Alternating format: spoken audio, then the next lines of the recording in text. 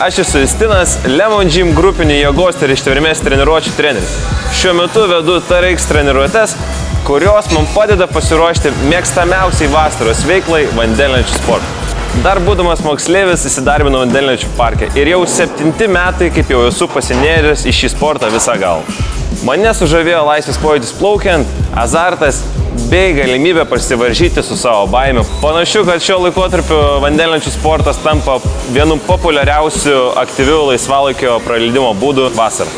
O tu ar jau bandei praskristi vandenio lentos? Pabandyk! Plaukti vandenlentę gali visi.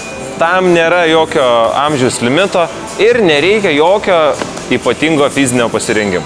O štai norint tobulėti, teks ne tik lavinti jėgą, ištvermę, bet ir glūdinti techniką.